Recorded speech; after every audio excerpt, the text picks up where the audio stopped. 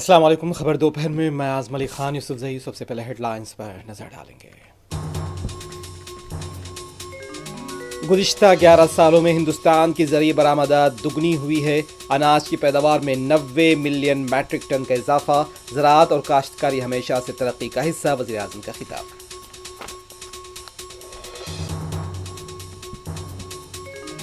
अफगान वज़ीर ख़ारजा अमीर खान मुत्तकी का दारुल उलूम देवबंद में ज़बरदस्त इस्तकबाल। उलमा, काबरीन, असातिज़ा और तलबा से खिताब। कहा, हिंदुस्तान और अफ़गानिस्तान के ताल्लुकात का मुस्तक़बिल ताबनाक।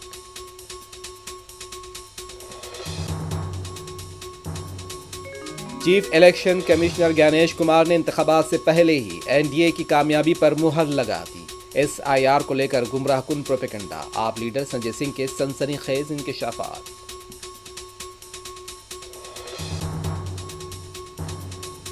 क्या हिंदुस्तान में तालिबानी हुकूमत चल रही है? अफगान वज़ीर ख़ारजा की प्रेस कॉन्फ्रेंस में खातून सहाफ़ियों को मदऊ न किए जाने पर कांग्रेस लीडर्स का सवाल।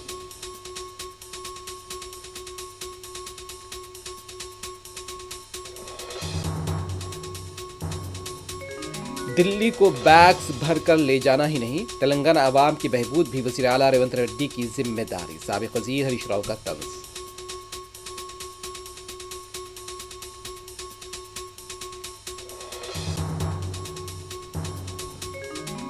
अमरीका फायरिंग वाक़े में हलाक हैदराबादी तालिब इल्म पी चंद्रशेखर के अफराद ख़ानदान से रियासती वज़रा की मुलाकात। 5 लाख रुपये एक्स ग्रीशा का ऐलान।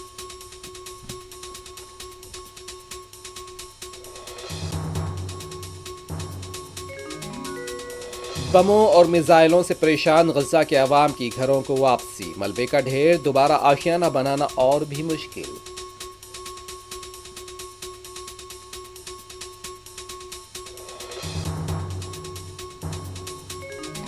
गजा जंगबंदी मुआहदे पर अमल नहीं हुआ और शराइत पूरे नहीं किए गए तो दोबारा जंग शुरू करेंगे। नेतन्याहू ने हमास को किया खबरदार।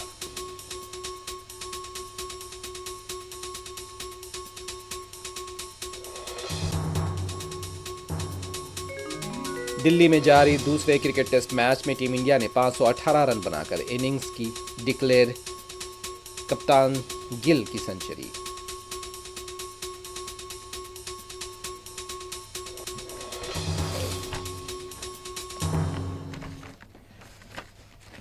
वज़ीर आज़म नरेंद्र मोदी ने कहा कि गुज़िश्ता 11 सालों में हिंदुस्तान की ज़रिए बरामदात तकरीबन दुगनी हुई है।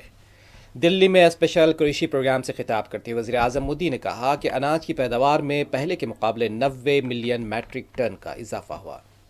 फलों और सब्जियों की पैदावार में भी 64 मैट्रिक टन से ज़्यादा का इजाफा हुआ। आज हिंदुस्तान दूध की पैदावार में दुनिया में पहले नंबर पर है। मछली की पैदावार में हिंदुस्तान का दूसरा सबसे बड़ा हिंदुस्तान मुल्क है और गुज़िश्ता 11 सालों में 6 खाद के बड़े कारखाने कायम किए गए। ज़राअत और काश्तकारी हमारी तरक्की के सफ़र का हमेशा से हिस्सा रहा।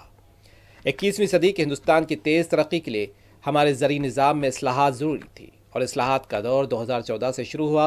साबका हुकूमतों ने ज़री शोबे को पूरी तरह से नज़रअंदाज कर दिया था। तकरीबन मुल्क के 100 अजला को पसमानदगी में ढकेल दिया गया था और उसे नज़रअंदाज कर दिया गया था।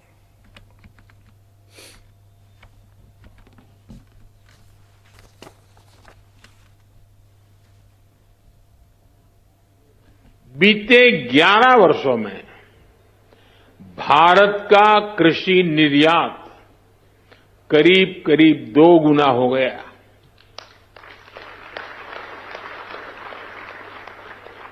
अनाज उत्पादन पहले जो होता था करीब करीब 900 लाख मैट्रिक टन और बढ़ गया। फल और सब्जियों का उत्पादन 640 लाख मैट्रिक टन से ज्यादा बढ़ गया। आज दूध उत्पादन में हम दुनिया में नंबर 1 है। भारत दुनिया का दूसरा बड़ा फिश प्रोड्यूसर है। भारत में शहद उत्पादन भी 2014 की तुलना में 2 गुना हो गया है। अंडे का उत्पादन भी बीते 11 वर्षों में डबल हो गया है। इस दौरान देश में 6 बड़ी फर्टिलाइजर फैक्ट्रियां बनाई गई हैं। 25 करोड़ से ज्यादा सॉइल हेल्थ कार्ड किसानों को मिले हैं। 100 लाख हेक्टेयर में सूक्ष्म सिंचाई की सुविधा पहुंची है। पीएम फसल बीमा योजना से करीब 2 लाख करोड़ रुपए, ये आंकड़ा छोटा नहीं है, 2 लाख करोड़ रुपए क्लेम के रूप में किसानों को मिले। इससे पहले वजीर आजम नरेंद्र मोदी ने जरी शोबे के लिए 2 अहम और बड़ी स्कीमों का आगाज किया। वजीर आजम धान धनिया कृषि योजना पर 24,000 करोड़ रुपए के मसारिफ आएंगे, जबकि एक और स्कीम को मुतारिफ किया गया है जिस पर 35,440 करोड़ रुपए के मसारिफ आएंगे।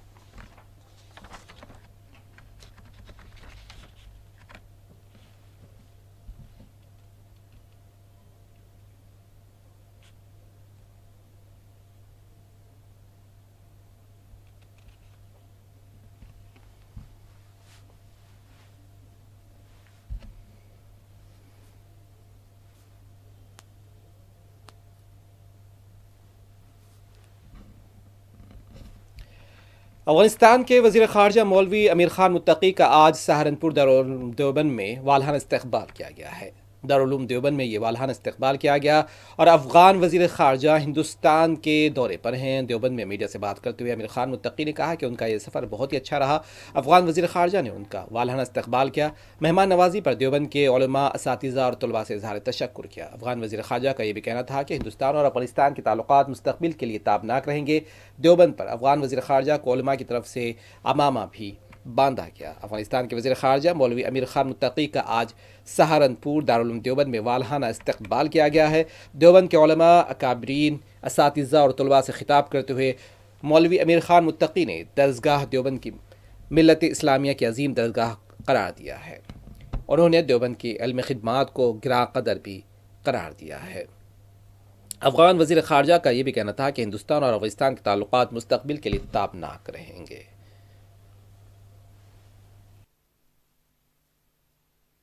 अल्हम्दुलिल्लाह बहुत अच्छा सफ़र है और उलमाए देवबंद, तलबाए देवबंद, बल्कि सारे इलाके के लोग आया है। मैं इसके मशकूर हूँ। उन्होंने बहुत अच्छा इस्तकबाल किया और उन्होंने ज़्यादा मेहमान नवाजी किया।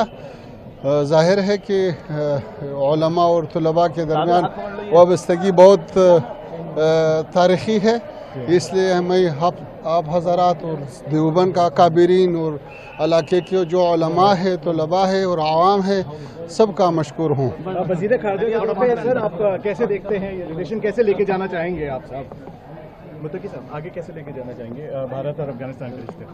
मेरे ख्याल में आइंदा में बहुत रोशन नज़र आ रहा है मुझको।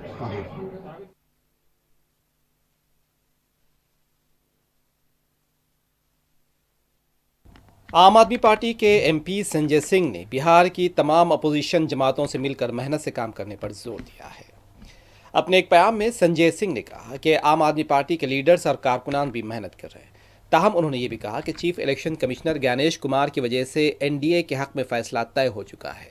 इंतखाबात से पहले ही ज्ञानेश कुमार ने एनडीए की जीत पर मुहर लगा दी है। SIR के नाम पर घुसपैठियों का झूठा प्रोपेगेंडा किया गया। कतई इंतखाबी फहरिस्त में सिर्फ 315 बैरूनी शहरी पाए गए थे और उन 315 बैरूनी शहरियों में ज़्यादातर हिंदू हैं और सिर्फ 78 मुसलमान। 78 मुसलमानों को पकड़ने के लिए 8 करोड़ राय दहिंदों को इलेक्शन कमीशन ने परेशान किया और SIR का हव्वा खड़ा किया गया।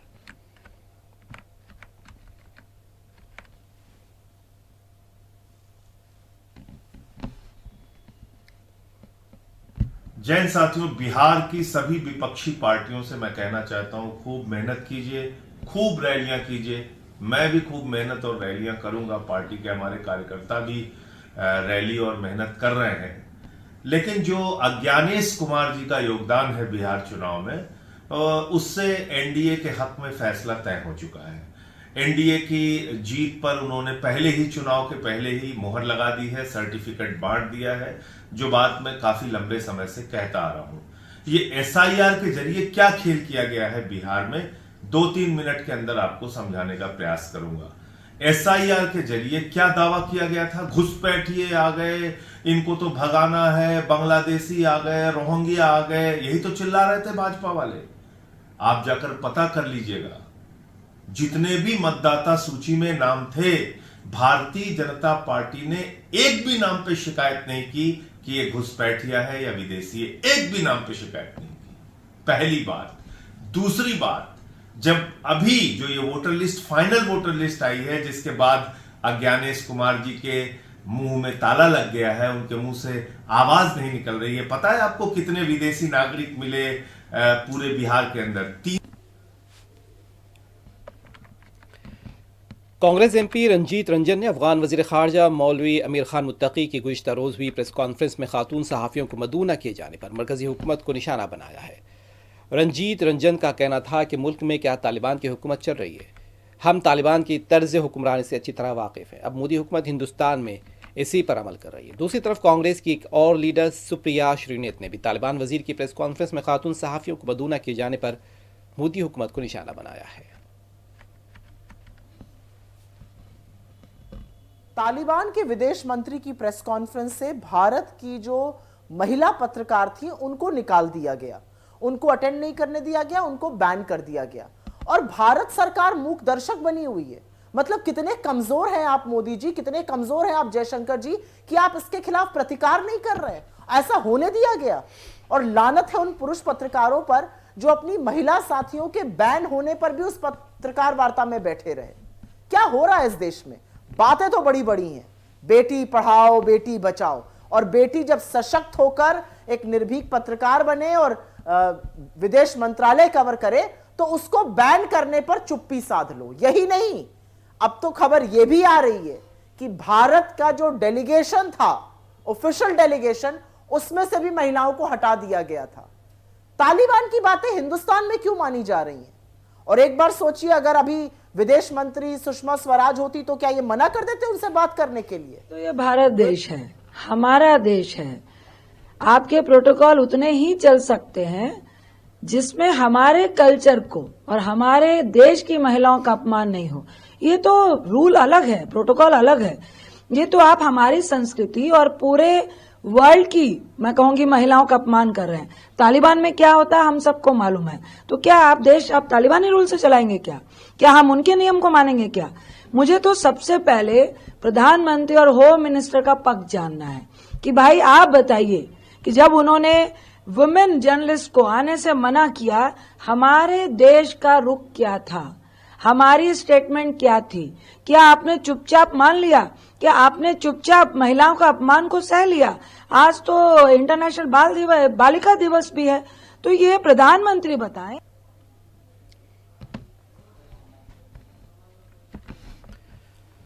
उत्तर प्रदेश के वाराणसी में हनुमान सेना ने मसाजिद से लाउड स्पीकर्स निकालने का मुतालबा करते हुए धरना दिया है। एहतजाजी जाफरानी कारकुनान का कहना था कि अगर इंतजामिया की तरफ से मसाजिद से लाउड स्पीकर नहीं निकाले गए तो वो खुद लाउड स्पीकर्स को निकाल देंगे। पता चला है कि बाज़ मकामात पर जाफरानी कारकुनान की तरफ से हनुमान चालीसा भी पढ़ा गया है।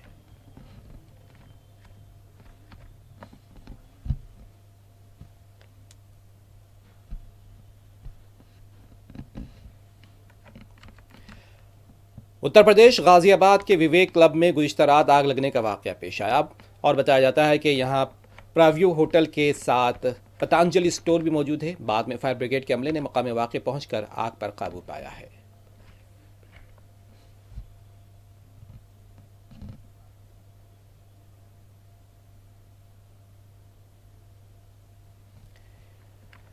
तेलंगाना के वजीर श्रीधर बाबू ने अपने साथी वजीर ए लक्ष्मण कुमार के हमरा अमेरिका फायरिंग वाक़े में हलाक हुए पी चंद्रशेखर के अफराद ख़ानदान से मुलाकात की, इजहार ताज़ियत किया है। श्रीधर बाबू ने बताया कि पी चंद्रशेखर की मौत का हमें अफसोस है, हमने इस सिलसिले में अमेरिकी हुकूमत से भी रब्ता किया। श्रीधर बाबू ने बताया कि तेलंगाना हुकूमत ने चंद्रशेखर के अफराद ख़ानदान के लिए 5 लाख रुपये एक्स ग्रेशिया का ऐलान किया है और उनके भाई को मुलाजमत देने का भी वादा किया है। ఉండాలని మేము చెప్పడం జరిగింది। రాష్ట్ర ప్రభుత్వం, ఈరోజు ప్రభుత్వ యంత్రాంగం అంతా కూడా వారి కుటుంబ పక్షాన ఉండటం జరుగుతుంది। ఆ క్రమంలో కూడా అనుకోని సంఘటన, ఒక దుర్ఘటన హంతకులతోని చంపబడ్డ మరి ఈ సోదరుడికి సంబంధించిన కుటుంబాన్ని ఆదుకోవాలి అని ముఖ్యమంత్రి గారు మరి వారి కుటుంబానికి 5 లక్షల రూపాయల ఎక్స్గ్రేషన్ ప్రభుత్వం తరఫున ప్రకటించడం, దానికి తోడు వారి ఇద్దరు అన్నలు కూడా బాగా చదువుకున్న వ్యక్తులు, వారికి కూడా మరి ప్రైవేటు ఉద్యోగాల విషయంలో వెంటనే చేసే కార్యక్రమంతో పాటు ప్రభుత్వ పరంగా కూడా మేము వారిని అందరినీ కూడా ఆదుకుంటామని మరి మీ ద్వారా మరి వారి కుటుంబ సభ్యులకు కూడా తెలియజేస్తూ మరి वक्त है ब्रेक का। ब्रेक के बाद दोबारा हाजिर होंगे। अहले ज़ौक़ जानते हैं कि जेवर सिर्फ आराइश नहीं, ये खानदान की शान, तहजीब की पहचान और दिल का कीमती जाम है। सन 1958 से हैदराबाद के दिल नामपल्ली और मासाब टैंक में हीराबाई ज्वेलर्स इसी नवाबी रिवायत का आशना है। हमारे हर नगीने में सदियों पुरानी फनकारी की झलक और हर तराश में आज के दौर की नजाकत। कुवैती, दुबई, बहरीन, अजरा, जायरा, टर्किश और कलकत्ता वेयर से लेकर एंटीक, जड़ावी और कुंदन तक हर कलेक्शन एक शाहकार, एक दास्ताने हुस्न। हीराबाई ज्वेलर्स, नागपल्ली और मासाब टैंक, हैदराबाद।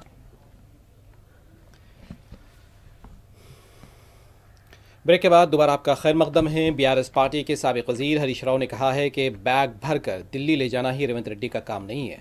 वजीर आला की जिम्मेदारी है कि वो तेलंगाना के अवाम के बहबूद पर तवज्जो दें।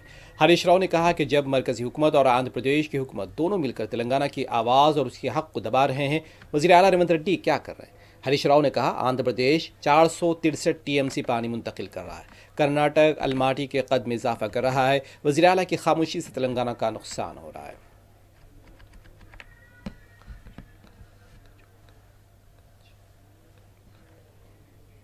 आंध्र प्रदेश विशाखापट्टनम के गजवाका में ब्यूटी पार्लर की आड़ में जिस्म फरोशी के अड्डे का पर्दाफाश हुआ। मुसद्दिक़ातिल्लाह मिलने पर मुकामी टास्क फोर्स पुलिस ने लैविश ब्यूटी सेंटर पर धावा किया। ब्यूटी सेंटर के 4 ऑर्गेनाइजर बशमूल 2 खवातीन को गिरफ्तार किया गया। 3 लड़कियों को भी तहवील में लिया गया।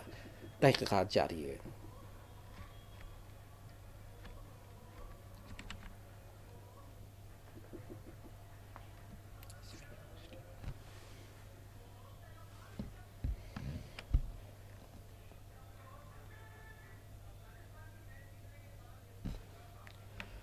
तिरुपति एसवी यूनिवर्सिटी के अहाते में गुज़िश्ता रात चीते की नज़र आने से सनसनी देखी गई। मुकामी हुक्काम ने तलबा को रात के औकात में अपने कमरों से बाहर न आने का मशवरा दिया है। महकमे जंगलात के अहदेदारों को भी इस सिलसिले में इत्तला दे दी गई है। अब इलाके में चौकसी इख्तियार की जा रही है।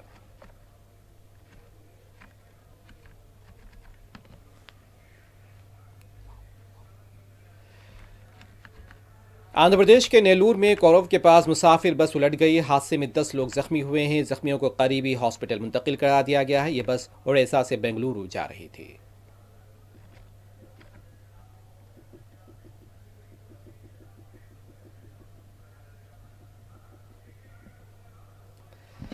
गज़ा जंगबंदी मुआहदा नाफिजुल अमल होने के बाद फ़लस्तीनी बचा कुचा सामान लेकर अपने तबाह आशियानों का रुख कर रहे हैं। जंग के बाद गज़ा की सड़कें गलियां बारूद से भरी पड़ी हैं। फ़लस्तीनियों को इस बात का अंदाज़ा है कि जंग ने उनके लिए जितनी मुश्किलात पैदा की हैं, अब एक बिखरे हुए तबाहाल आशियाने को दोबारा खड़ा करना जो है शेर लाना से कम नहीं है।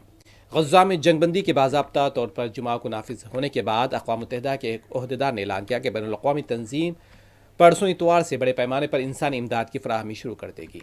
ओहदेदार ने वजाहत की कि तंजीम को इतवार से गज़ा में इमदाद की फ़राहमी शुरू करने के लिए इजराइल की जानिब से ग्रीन सिग्नल मौसूल हो गया। उन्होंने अपना नाम जाहिर न करने की दरख्वास्त करते हुए मज़ीद कहा कि अभी तफसीलात का ऐलान नहीं किया गया है, लेकिन इमदाद में 1,70,000 मैट्रिक टन सामान शामिल होगा जो उर्दन और मिस्र जैसे पड़ोसी ममालिक में पहले से मौजूद है।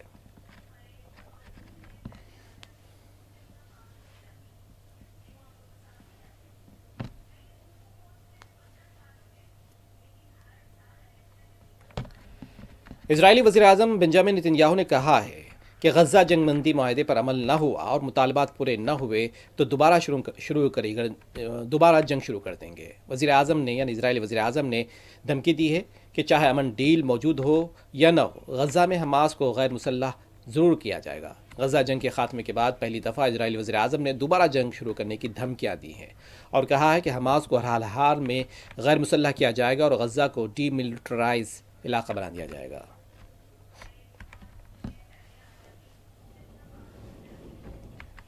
अमेरिका के सदर डोनाल्ड ट्रंप ने कहा है कि उन्होंने कभी भी अपने लिए अमन के नोबेल इनाम के लिए ख्वाहिश का इजहार नहीं किया। अमेरिकी सदर का कहना था कि नोबेल इनाम पाने वालों ने उन्हें फ़ोन किया था और ये भी कहा कि वो उसका सहरा मेरे सर बांधते हैं। हम अमन के लिए अपनी कोशिशों को जारी रखेंगे।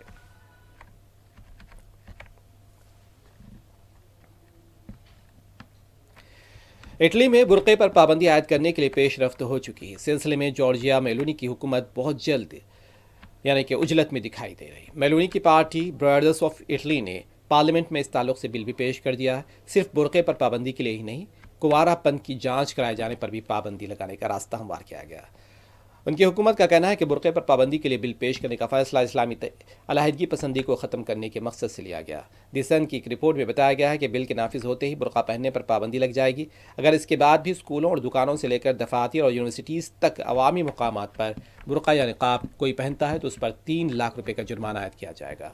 ब्रदर्स ऑफ इटली के रुकन पार्लियामेंट के मुताबिक इस बिल को लाने का मकसद सभी तरह की शोरिश पसंदी को ख़त्म करना। हम इटली में एक समाज बनाना चाहते हैं, मुतवाज़ी समाज का क़याम इटली में ना हो, यही हमारी गैर मुतवाज़ी समाज का क़याम हमारी ना हो, यही हमारी कोशिश है।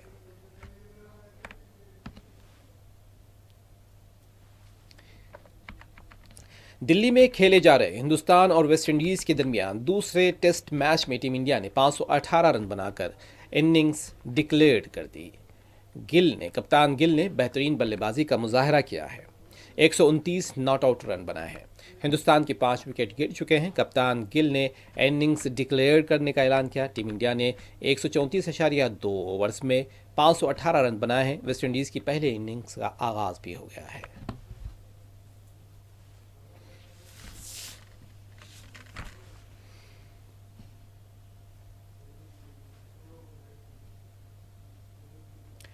आखिर में हेडलाइंस पर एक मरतबा फिर नजर डालेंगे। गुज़िश्ता 11 सालों में हिंदुस्तान की ज़रूरी बरामदात दुगनी हुई है। अनाज की पैदावार में 90 मिलियन मैट्रिक टन का इजाफा हुआ। ज़राअत और काश्तकारी हमेशा से तरक्की का हिस्सा है, वज़ीर आज़म का खिताब।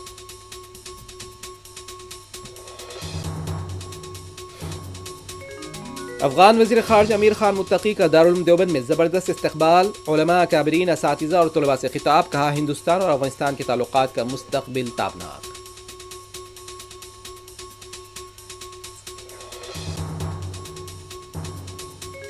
Chief election commissioner Gyanesh Kumar ने इंतखाबात से पहले ही एनडीए की कामयाबी पर मुहर लगा दी। एसआईआर को लेकर गुमराह कुन प्रोपेगेंडा हो रहा है। आप लीडर संजय सिंह की सनसनीखेज इंकशाफात।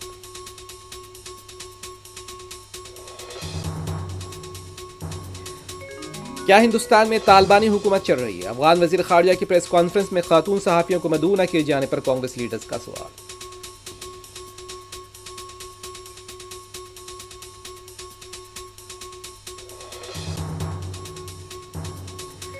दिल्ली को बैग्स भरकर ले जाना ही नहीं, तेलंगाना आवाम की बहबूद भी वज़ीर आला रेवंत रेड्डी की जिम्मेदारी। साबिक़ वज़ीर हरीश राव का तंज़।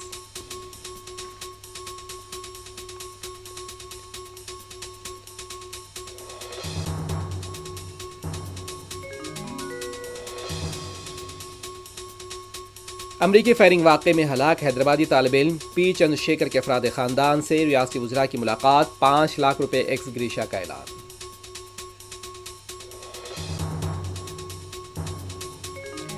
बमों और मिसाइलों से परेशान गजा के अवाम की घरों की वापसी। मलबा का ढेर, दोबारा आशियाना बनाना और भी मुश्किल।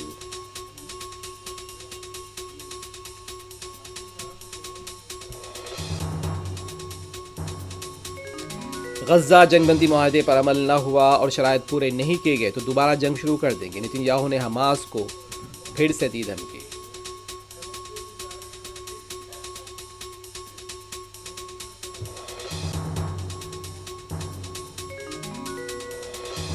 दिल्ली में जा रहे दूसरे क्रिकेट टेस्ट मैच में टीम इंडिया ने 518 रन बनाकर इनिंग्स की डिक्लेयर कर दी। कप्तान गिल की सेंचुरी।